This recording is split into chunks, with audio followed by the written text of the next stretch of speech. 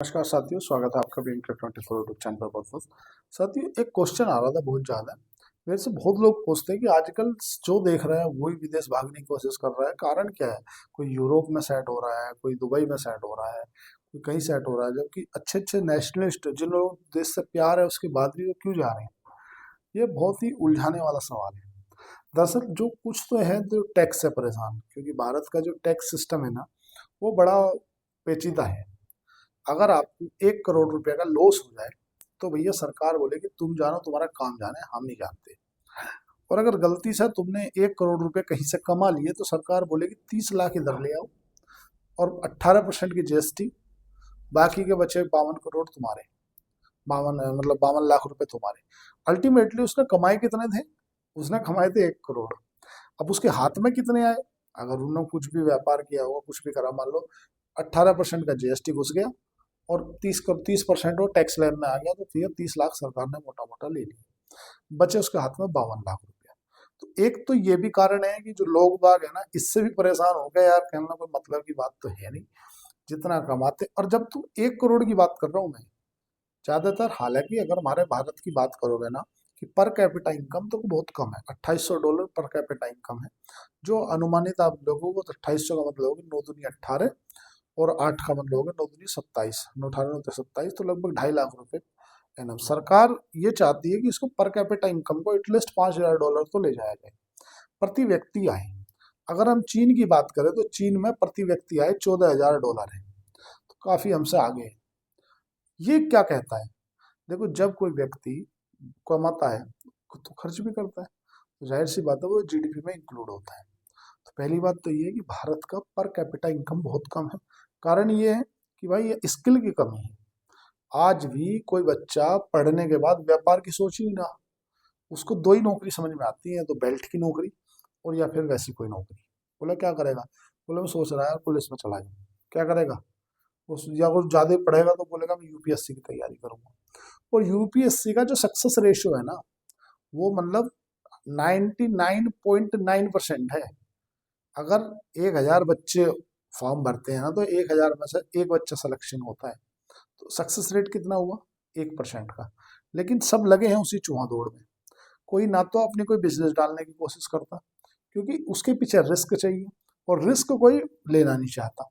सबको चाहिए एक निश्चित तारीख पर सैलरी आ जाए, बस काम खत्म।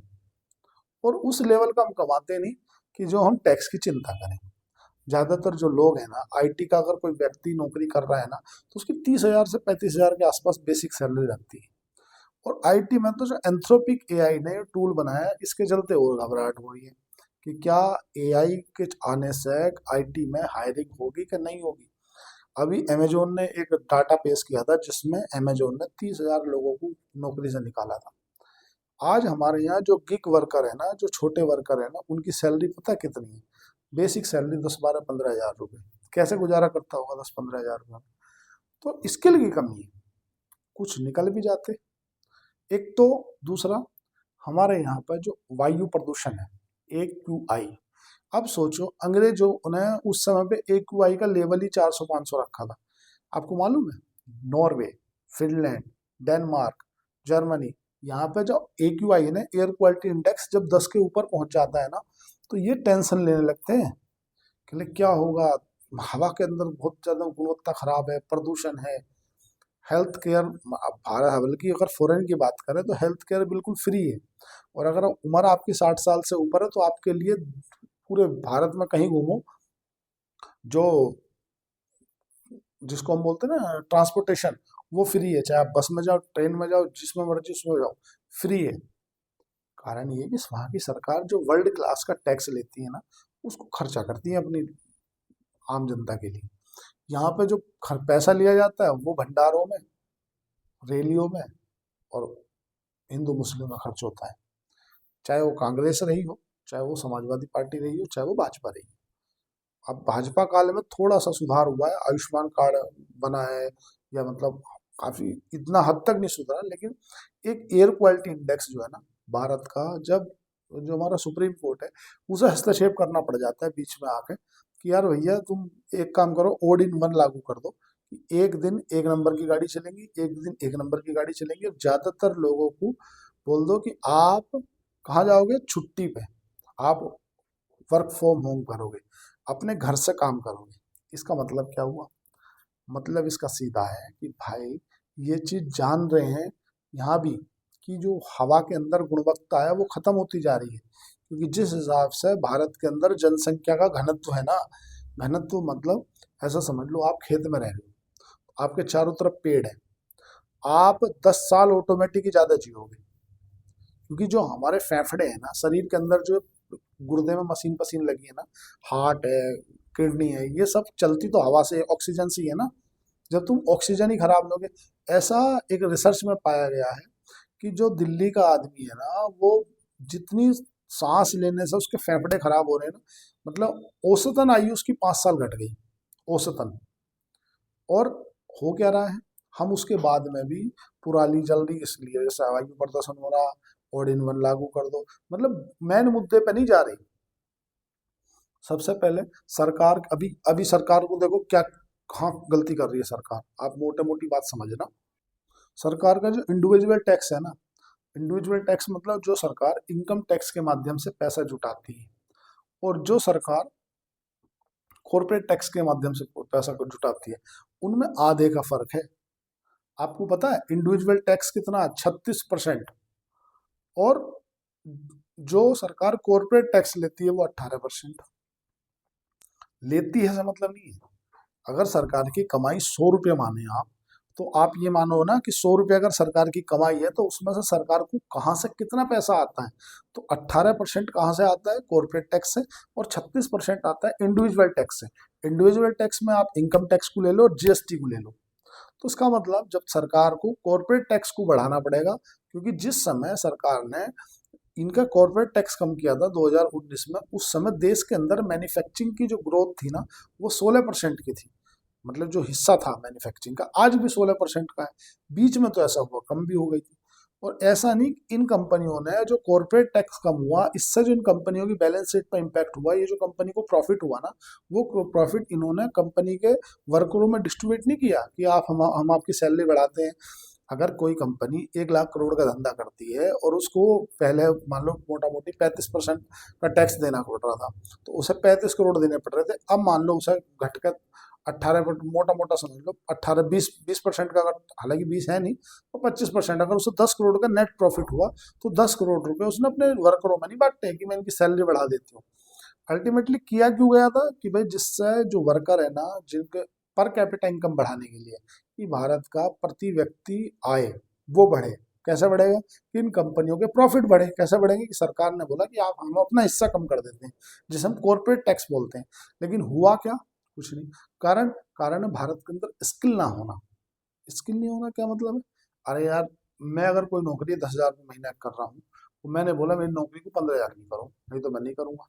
तो भाई दूसरा आदमी मेरी नौकरी को 8,000 में करने के लिए खड़ा है। ये कारण है कि कंपनियों ने तनख्वाह नहीं बढ़ाई। आज जो बेसिक तनख्वाह है, आज अगर दिल्ली की बात ना करें और दूसरे राज्यों की, तो अपने अपने लेवल पे है। मतलब किसी की पूछे, जस्ट 1 मिनट कॉल आ रही, मुद्दे पे आते हैं कि देश के अंदर लोग जो है ना, जो अच्छा कमाने लगते हैं, वो देश छोड़ के जा क्यों रहे हैं? सिंपल सा फंडा है, जो टैक्स लिया जा रहा है वो वर्ल्ड क्लास लिया जा रहा है, और जो सुविधाएं दी जा रही है वो थर्ड क्लास दी जा रही है। मतलब आप जिस लेवल का टैक्स ले रहे हो वो वर्ल्ड क्लास है, और जिस लेवल की सुविधाएं दे रहे हो वो थर्ड क्लास है। दूसरी बात, एयर क्वालिटी इंडेक्स सुधार पर कोई विचार नहीं। हम लोग तो 400 500 में तो ऐसे जीते हैं, बोलते हैं यार तुम कह रहे हो एयर क्वालिटी इंडेक्स खराब है, मुझे तो कुछ होया ही नहीं, ना मुझे ऐसा लग रहा है कि कुछ है। भाई है, ऑटोमेटिक जीवन प्रत्याशा दर घटती जा रही है। आप बताओ, जापान में जो व्यक्ति है वो आज एवरेज एज जो है ना, वो उसकी 80 साल 82 साल है। 80 82 साल एवरेज जीता है। भारत में 67 साल जीता है। तो कितना हो गया? 15 साल का फर्क हो गया। कारण यही है कि भाई हमारे यहाँ का जो एयर क्वालिटी इंडेक्स है वो खराब है। 400 350 है, बहुत से हमारे भारत में भी अच्छे हैं, पर मेरे भाई वहाँ रहना नहीं पसंद करता, कोई जाता नहीं। शिलोंग है, जो तुम्हारा सेवन सिस्टर है ना, वहाँ पे है। तो लेकिन भाई, पर एक तो टैक्स सिस्टम, टैक्स सिस्टम से वास्तविकता में परेशान है लोग, बाग दुबई जाके सेट हो जा रहे हैं। दुबई जाके एक तो अगर उन्होंने 10 करोड़ 1 करोड़ रुपए भी कमाए ना, ऐसा समझ लो दुबई का कॉस्ट कितनी है। एक दुबई में आप अगर फ्लैट लेते हो ना, फ्लैट का जो कॉस्ट है वो 12 लाख से लेकर 15 लाख रुपए, मतलब मोटा मोटा 20 लाख में आपको फ्लैट मिल जा रहा है। ठीक है, आपको ये जरूर है कि नागरिकता नहीं मिलेगी बस वहाँ की। अन्य आपको सुरक्षा के मामले में आप अपना मोबाइल धर दो, जहाँ धरोगे वहीं मिलेगा, चोरी नहीं है।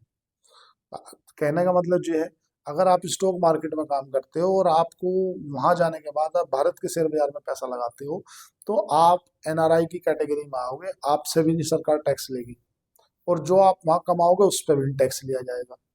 हो गया डबल फायदा। अब अगर मान लो वहां रह के आपने साल भर में 1 करोड़ रुपए कमाए, तो यहाँ अगर 1 करोड़ रुपए कमाते हो तो आपके हाथ में आते 52 लाख रुपया। 18 लाख रुपए जीएसटी लेगी और 30 लाख रुपए सरकार लेगी, और उसके बाद में भी तमाम घोचड़, वहां पूरे के पूरे 1 करोड़ आपके एक साल में आपने पैसा निकाला। अल्टीमेटली पैसे को कमाने के लिए पैसा लगता है। तुम सोचो कि यार हाँ सही कह रही, तो उसके लिए पैसा तो हो। तुम्हें क्या लग रहा है कि 1 करोड़ रुपए का अगर कोई कमा रहा है तो 10 करोड़ रुपए का काम करता चलता है? अगर कोई स्टॉक मार्केट में कमा रहा है ना, मान लो मैं स्टॉक मार्केट में हूँ और मैं 10 लाख रुपए का कैपिटल लेकर चल रहा हूँ, और 10 लाख पे अगर मैंने 1 लाख रुपए कमाया, तो एटलीस्ट मैंने अपने कैपिटल का 10% कमाया। समझ रहे हो?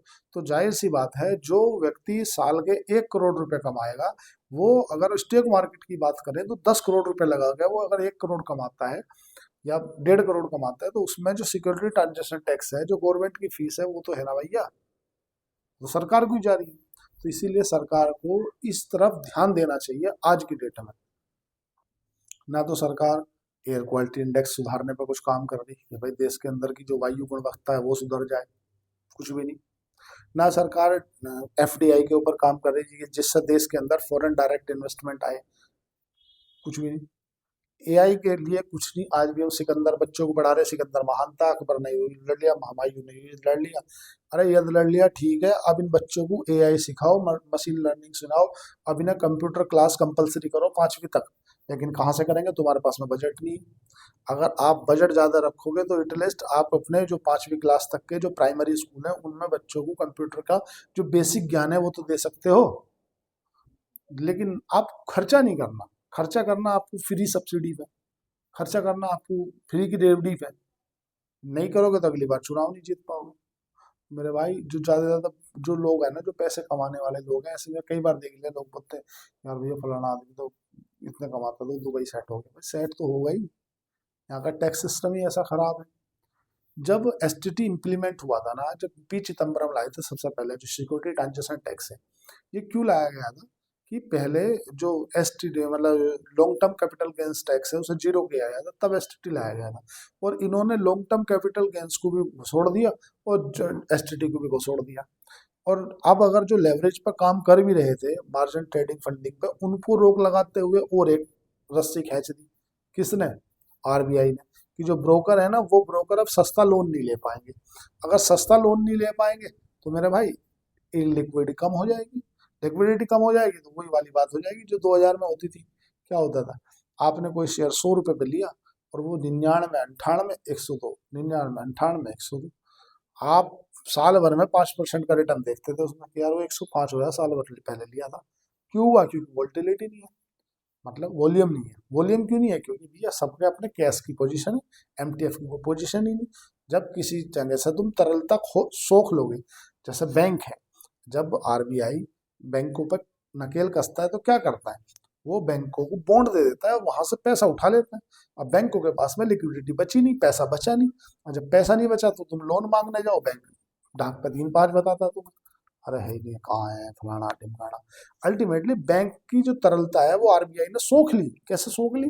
क्योंकि भैया उसे बॉन्ड बेच दिए और बॉन्ड बेच के मार्केट से पैसा उठा लिया। बैंकों से पैसा जो लिक्विड फॉर्म में रखा था वो आरबीआई ने ले लिया, उन उसके बदले में बॉन्ड दे दिया। इसका उल्टा हो जाए कि आरबीआई उनसे बॉन्ड खरीद ले और पैसा मार्केट में उतार दे, उसको हम बोलते हैं ओपन मार्केट ऑप्शन के जरिए आरबीआई ने इतने लाख करोड़ रुपए की लिक्विडिटी डाली। क्या बोलते हैं? लिक्विडिटी डाली, मतलब लोगों के लोन मिलेंगे, लोगों को आसान होंगे, लेकिन वो भी नहीं होता। जो बड़ी बड़ी पीएफसी जैसी कंपनियां हैं, आरएसी पीएफसी, ये क्या करती हैं, ये तुम्हारा जैसे ही आरबीआई लिक्विडिटी डालता है, ये तत्काल अपने बॉन्ड जारी कर देती है, उस लिक्विडिटी को ये ले जाती है। आम जनता को ले देगा कुछ नहीं। न्यूज चैनलों पर दिखाया जाता है इतने परसेंट, इतने परसेंट, इतने परसेंट किस्त कम होगी, कुछ नहीं हुई।